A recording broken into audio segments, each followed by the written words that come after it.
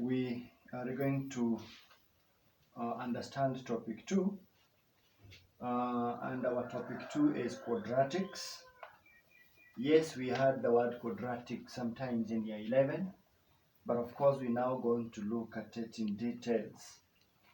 And generally, as we know, a quadratic equation is the one which is written in the form of ax squared plus bx plus c is equals to 0.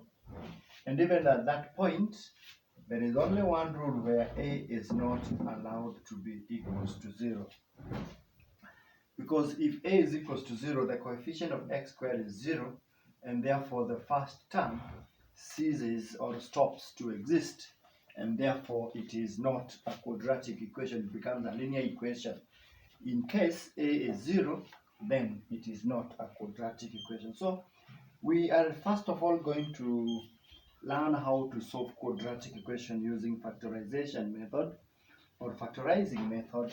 And of course, we have a lot to borrow from the knowledge we learned in year 11. And let's go straight to example 1, part A. This is example 1 and part A.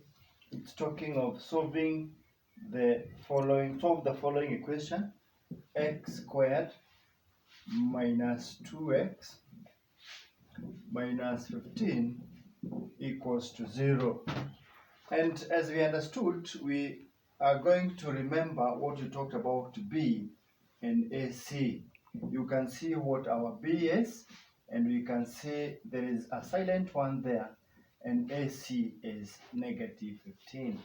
So our B is minus 2, as you can see, and the product of A and C, according to their position, is minus 15.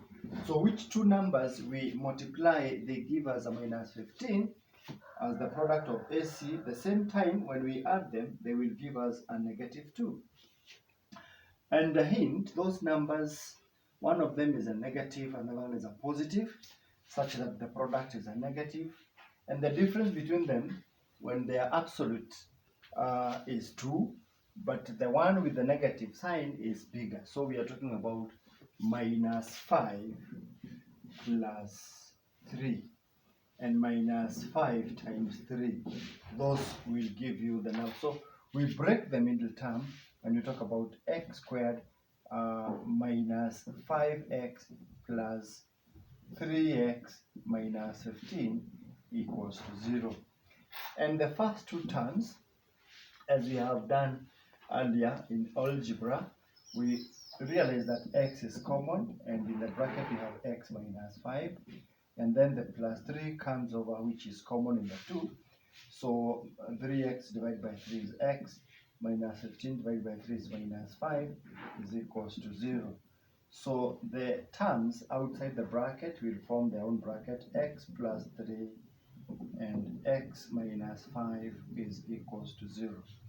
At this particular point, when two products are multiplied, when two numbers are multiplied and the product is a 0, it either means that one of them is a 0. It could be x plus 3 is the one which is 0, and if this is true, x is equals to minus 3.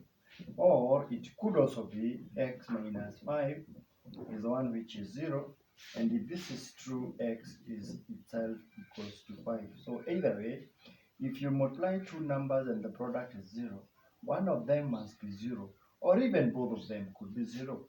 So these are the solutions of that particular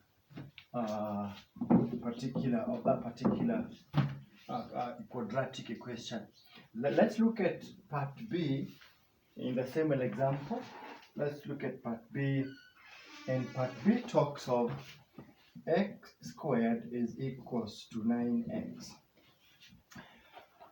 Well, we must take care of a question of this nature, because easily, under normal circumstances, because x is common in both sides, on the left hand side and on the right hand side, the first or the quickest way to solve this one, if you look at it this way, is you just have to divide by x both sides, so that you have x here, which is equals to 9.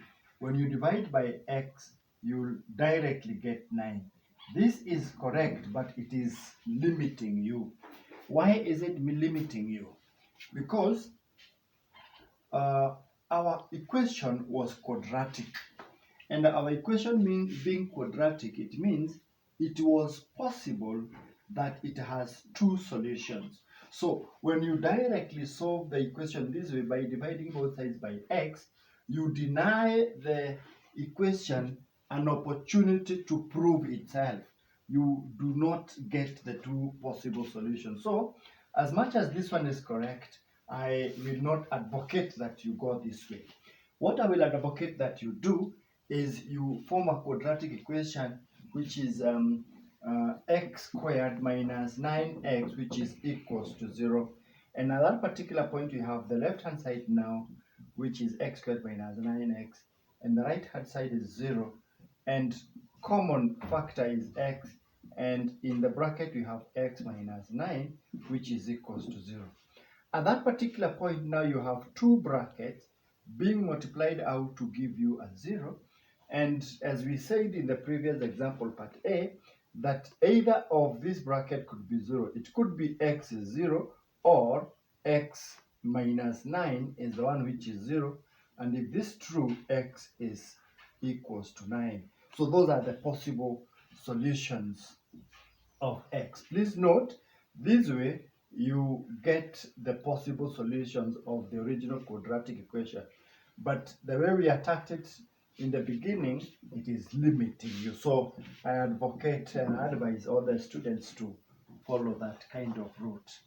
All right?